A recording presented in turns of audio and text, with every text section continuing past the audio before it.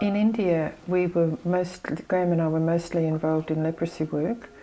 That means caring for persons affected by leprosy, giving them treatment, and trying to keep them occupied with occupational therapy. We had 3 children, and I was mostly caring for them and homeschooling them, housewife, mother, and also we had a number of people come in from the villages who would attend to the local doctor, and often they would come to our house and stay for 3 or 4 days because it was too far for them to go back to their own village. We used to also go out and visit the churches as we had time, but majority of the time in the 20 years I was there, majority of the time was taken up in the caring for those persons affected by leprosy. We also had a rehabilitation farm with about 30 residents, so totally we had about 100 or more people under our care.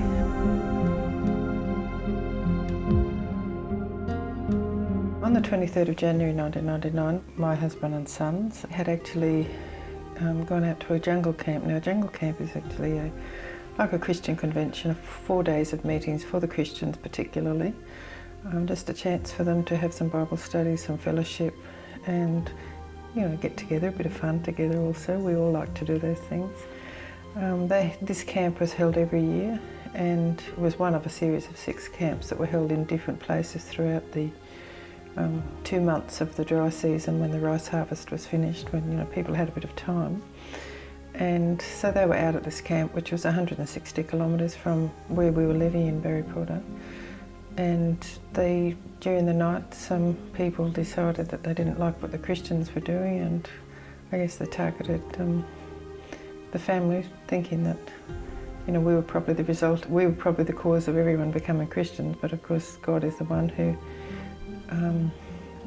brings people to Himself.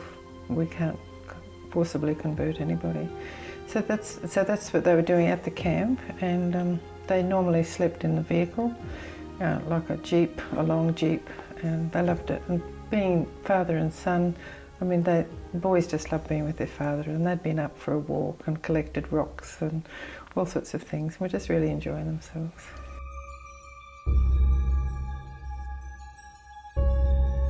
And so on that night of the 23rd of January, which was halfway through the camp, a mob of people came in about just after 12 with torches and sticks and beat the vehicle and then set the vehicles on fire.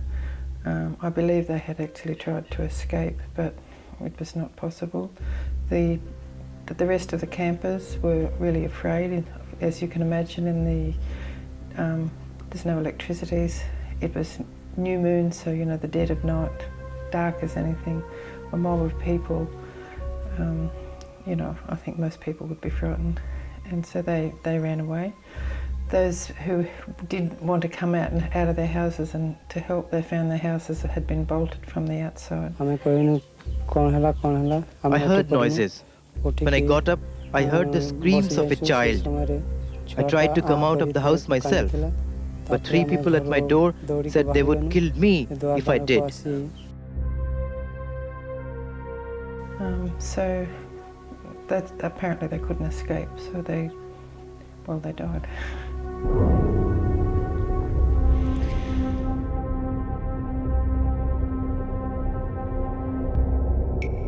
It appears that it was a planned attack. They planned to go and disturb the Christians, is what we heard. There has been one person that's been called the main accused, and initially he was given the death sentence, which was commuted to life imprisonment.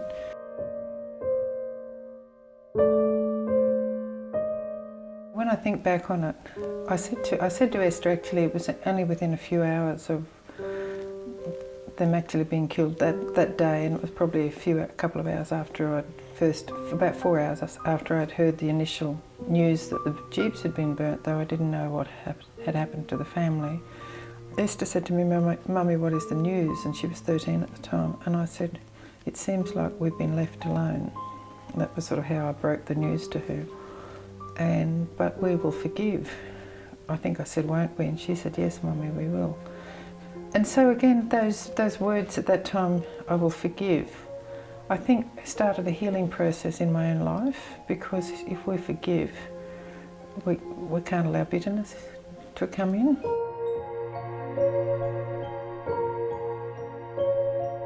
I survived the pain that followed the deaths of my 3 family members, only by God's grace, I say. Initially I probably, like, you go into shock, you go into disbelief, but God really enabled me to, that didn't happen to start with, in a sense. It did, but it didn't. But I do remember sometime later when all the crowds had died down and there weren't so many people around, I remember just absolutely weeping to the very depths of my heart, where, it was like my whole being was coming out.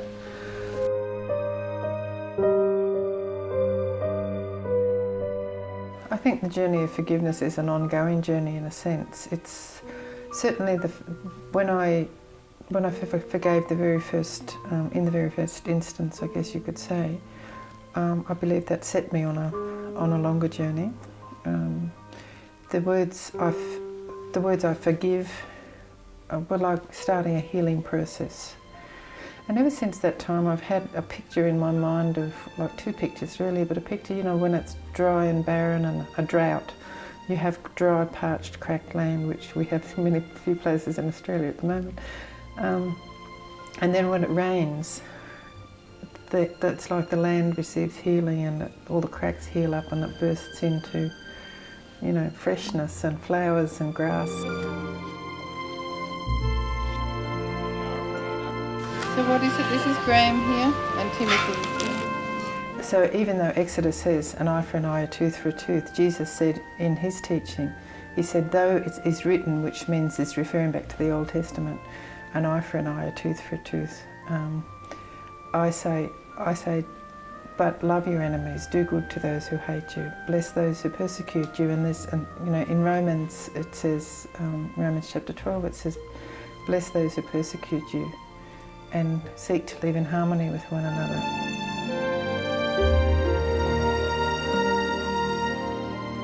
By forgiving the killers, I've been able to, it's been a release to me in a healthy experience, in the sense that I'm not harbouring bitterness, and I'm able to move on in life in a sense. But I'm not having to constantly think about those people who killed my husband and what's happening to them. Are they being, given justice?